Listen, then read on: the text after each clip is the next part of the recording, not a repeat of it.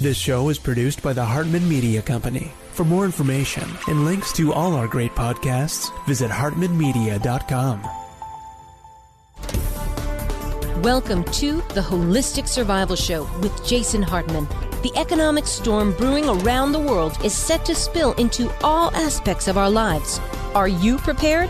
Where are you going to turn for the critical life skills necessary to survive and prosper? The Holistic Survival Show is your family's insurance for a better life. Jason will teach you to think independently, to understand threats, and how to create the ultimate action plan. Sudden change or worst case scenario, you'll be ready.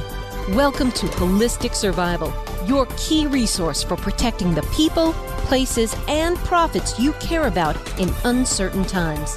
Ladies and gentlemen, your host, Jason Hartman.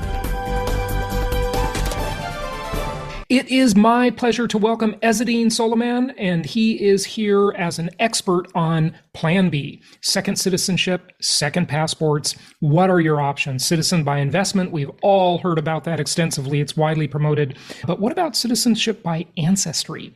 What about having options in a world where you can have a pandemic, shut down a country, disallow travel? People want other options because we never know what the future may hold. He is with Latitude World, and we're going to dive into this topic today. Ezza, welcome. How are you? Good. Yourself? Thank you for having me. It's good to have you. And you're coming to us, I believe, from my hometown of Los Angeles, right? That is right. That is correct. Fantastic. Well, tell us a little bit about the macro picture for options for second citizenship. Yeah, absolutely. So, we work with families here in the U.S. that are looking for different options, essentially. They want mobility. They want freedom to travel, freedom to, look for different opportunities and investment options abroad. And there are programs that are available from Europe to Asia to the Caribbean to even now certain parts of Africa where governments will allow you to acquire either a second passport, citizenship, or second residency through either an investment or a donation. And this is obviously, available, and you can keep your current citizenship, your American passport. Yeah. So what's interesting about this is we see these different jurisdictions around the world and within the United States, from state to state, competing for dollars. They've really started acting like free market actors, competing for investment. And old are these programs? For example, in the 50s, 60s, and 70s, were there citizenship by investment programs around? Yeah, there are always investment or immigration programs to attract either talent or foreign direct investment, right? Right here at home in the United States, the most popular program is the EB-5 program, right? Where foreign investors can park $1 million or so, and in return will get a green card, or the EB-1 or the O-1 visas, where the U.S. government is looking to attract talent, to attract the top minds of the world. And then in return, after a couple of years, they'll become, citizens of the United States.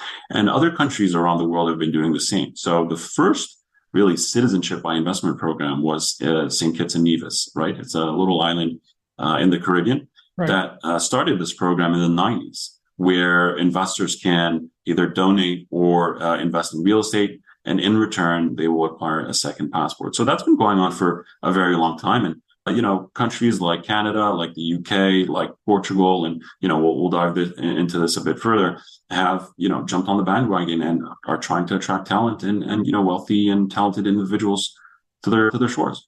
Sure. And has citizen by donation been around as long? Was that kind of a concurrent start with citizenship by investment in many of these jurisdictions, or did one come before the other?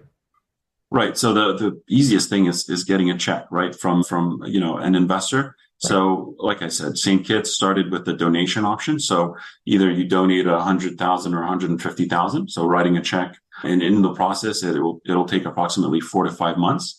And that country will grant you citizenship. So it's been used interchangeably, right? When we say citizenship by investment, a lot of times you'll have the donation option as well.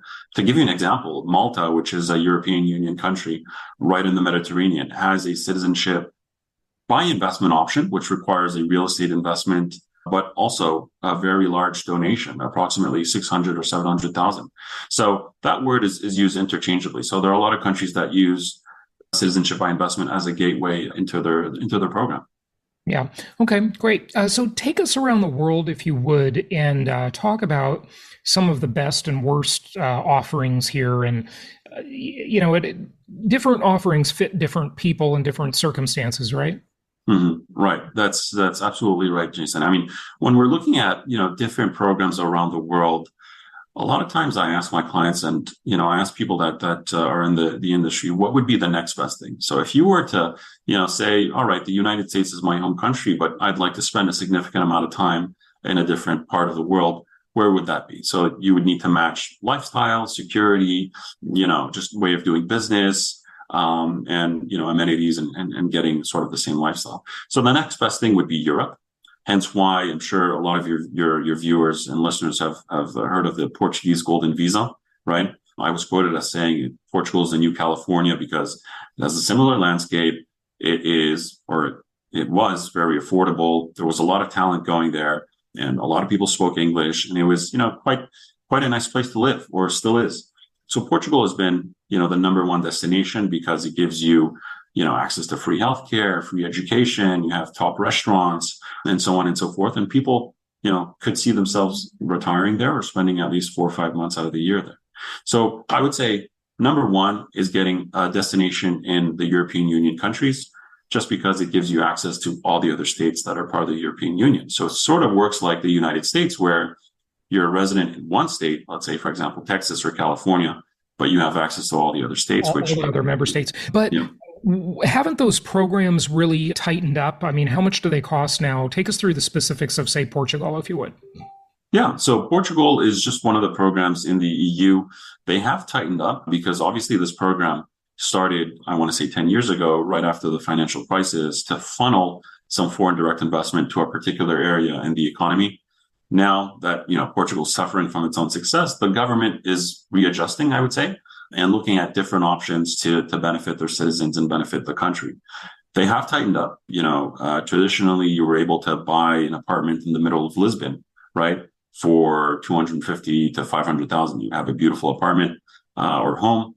Right now, the government is making some changes to limit the real estate investment, and they will focus on funds. Now, it has been announced, but it hasn't been voted into law yet.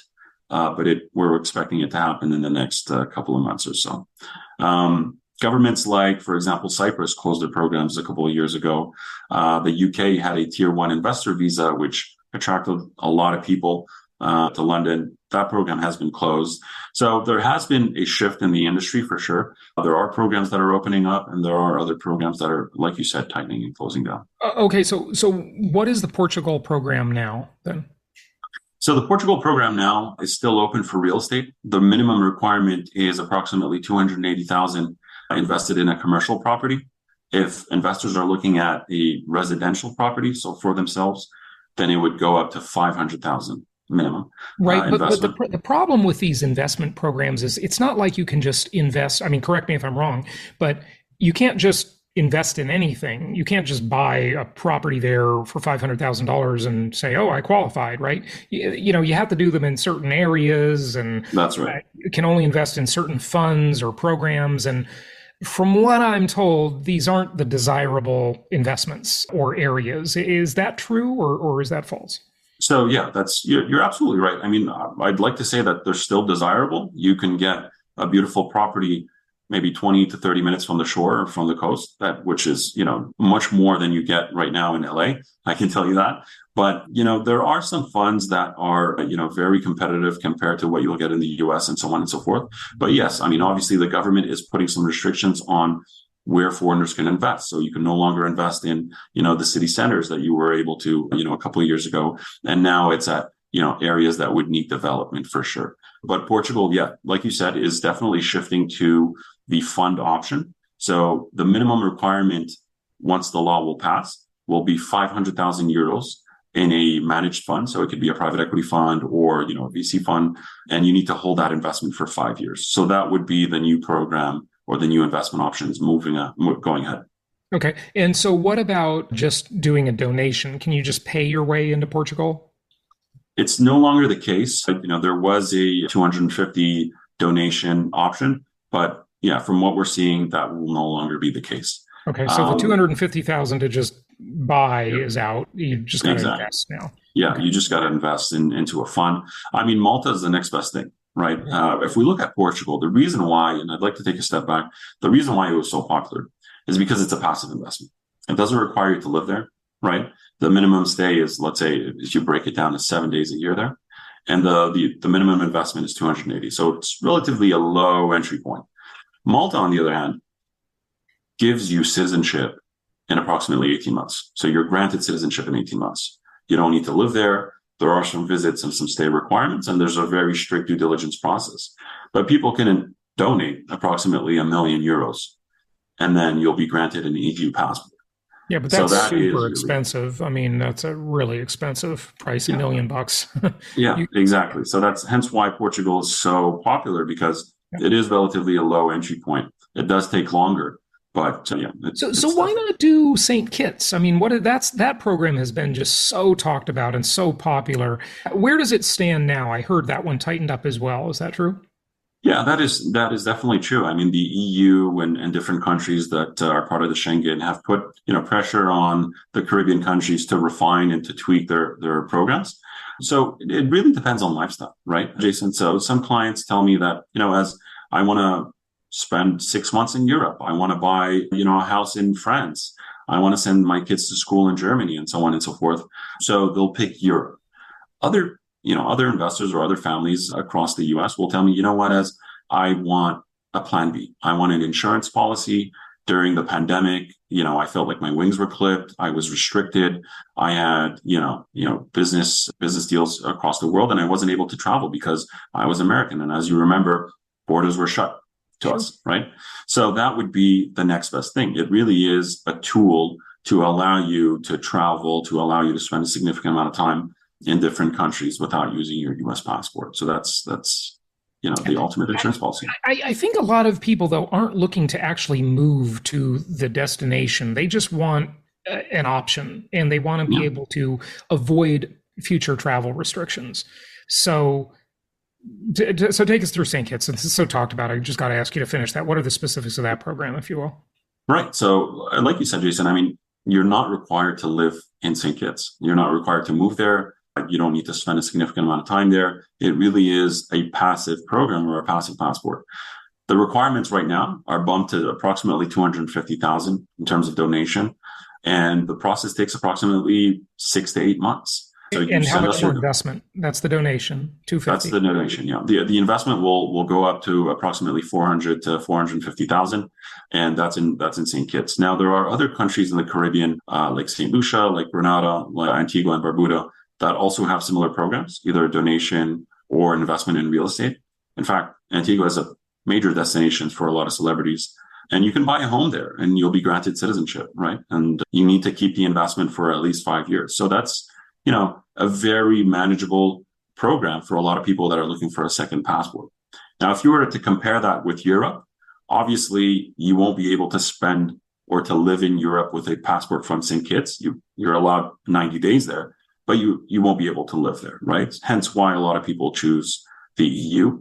And one other reason is that a passport or citizenship from an EU country, like Malta, like Portugal, or like Spain, is then passed down to different generations, right? So your kids will get it, their kids, so on and so forth. And that's the ultimate plan, and especially if you're looking at your legacy. Whereas, the Caribbean programs are for you and your immediate family. Oh, interesting. Okay. That's interesting to know. All right. Let's shift gears if we could, unless there's another destination or two you really want to just quickly highlight. I mean, you didn't talk about it. Maybe before we switch gears, I want to ask you about Citizenship by Ancestry, because I think that is all too often missed. When you talk to these various providers, all they want to do is do the investment deal because they're making more money off of it, or the donation deal. They don't want to help you with Ancestry, But any other locations you want to highlight? You did mention Asia, but you didn't talk about a location in Asia, and nobody really talks much about different Asian programs. I'm sure they're out there. Mm-hmm. Yeah, I mean, Asia, there are different programs that sort of pop up. Singapore had a fantastic program, or has a fantastic program, that requires you to set up your family office, right? However, compared to the other programs I was talking about, it requires you to actually move there, right? So that might not be the best option for Americans, but it is still an option. Another program would be the Malaysian program, which requires you to sort of pay a fee or donate. And that also, is an option, but it might not be the best for Americans. So it really depends on what you're looking for. Sometimes there aren't official programs, but programs that either require, a business visa or setting up a company and so on and so forth in different parts of the world. And that's something that we can help with as well. So, yeah. Okay. Interesting. All right. Ancestry. Yeah. So Ancestry has been very big. And, I was watching one of your interviews or podcasts, and you were talking about the refined American dream, which is very funny because, a lot of people were looking at the US, as, the number one place in the world. And a lot of times it is still the number one destination, in the world. But right now, those people that were chasing the American dream, or their ancestors that were chasing the American dream, are looking at getting citizenship by descent. So if you have Italian roots, Polish roots, English, German, and so on and so forth, there might be a passport out there for you without investment. So it's much more affordable. Yeah. It does take a bit more time, but we've been very busy in that aspect. So with that, the only costs are probably some nominal government fees and your fee. What does it cost to hire your firm to help with that? So that's a good question. It really depends on, how big the family is or how complex the file is. But why do a lot of people come to us versus doing it themselves? Because one, you don't need to deal with a foreign government or a foreign, organization or office. Two, everything is done in-house. So, we have offices in LA and we have offices in New York. And usually that's what a lot of people like, is that they send everything to us and we deal with it. And then three, you always have someone on the ground, right? So time difference and so on and so forth. And the requirements does get confusing. And our fees, it depends on the family, like I said, but it can go anywhere between 20 to 50,000 per file. Mm-hmm. Okay. And so there's no significant fee to the actual government that's going to, probably some nominal fees, like I said. Yeah, definitely some nominal fees. In the US, you got to pay for a passport too. So Exactly. So, at the end of the day, those are your rights, right? So it's just you exercising your rights and, getting the second passport. Yeah. So how do you check your ancestry? I mean, what does that government of the country you're applying to, what do they check? What proof do they require? And how do you get it? I mean, how does one even know if they can go down this path? Right. Well, that's our secret sauce, Jason. But what we do is we have an initial consultation with the clients or with the families.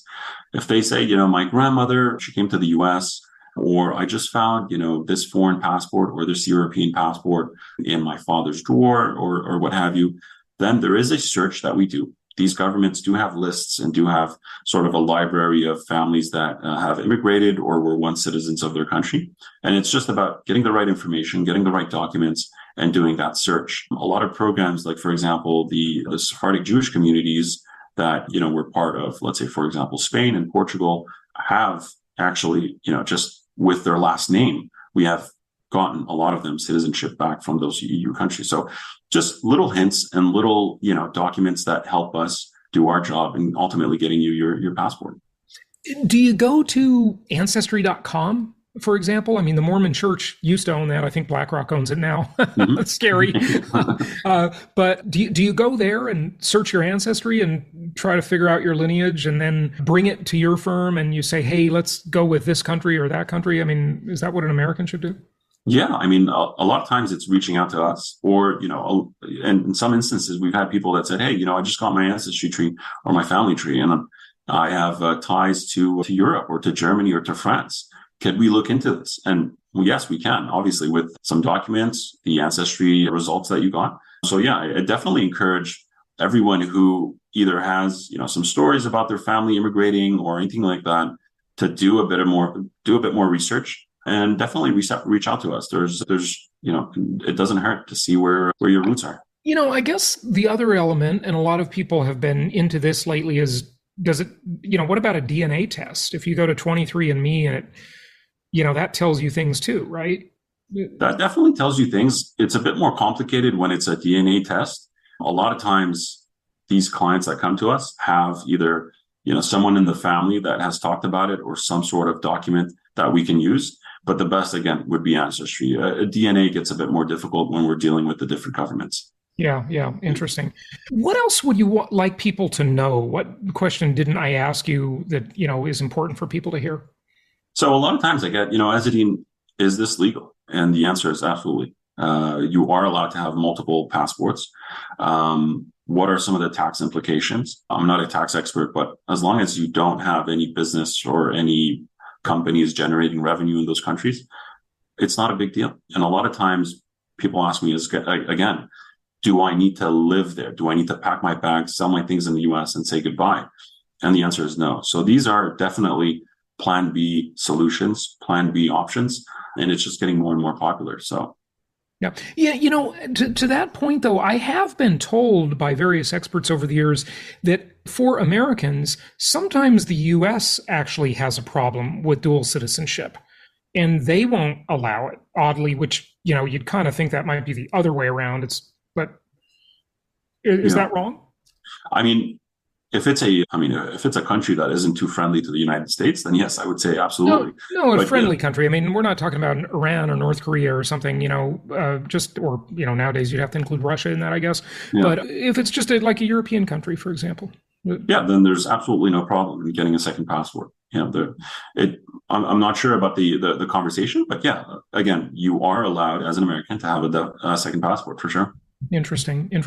And does this have anything to do with various tax havens? And I know you said you're not a tax expert, but of course, interestingly, the places we talked about aren't sort of known as tax havens where people are hiding money and avoiding, evading taxes. There is an overlap there, though, isn't there? At least in the thinking about this? Well, absolutely. I mean, a lot of people are getting second passports because they're planning for their future, or they're planning, for their legacy and how they want to, leave their wealth or transfer their wealth. In some instances, there are tax treaties between different countries and the United States that people can take advantage of, for sure. But as long as you're an American, you will pay taxes on your worldwide income, right? Yeah. So you can take advantage of the different treaties. But again, usually the reason why people acquire a second passport is either as a plan B, for an insurance policy, to plan for their legacy, or just a lifestyle play. So that's one of the motivations. Yeah, good stuff. Give out your website. Yeah, so it's latitudeworld.com. My name is Ezzedeen Soleiman. I'm out of LA, but feel free to reach out and happy to have a conversation. Excellent. Thank you so much for joining us. We appreciate all the info. Thank you. Thank you so much for listening. Please be sure to subscribe so that you don't miss any episodes. Be sure to check out the show's specific website and our general website, hartmanmedia.com, for appropriate disclaimers and terms of service. Remember that guest opinions are their own, and if you require specific legal or tax advice or advice in any other specialized area, please consult an appropriate professional. And we also very much appreciate you reviewing the show. Please go to iTunes or Stitcher Radio or whatever platform you're using and write a review for the show. We would very much appreciate that. And be sure to make it official and subscribe so you do not miss any episodes. We look forward to seeing you on the next episode.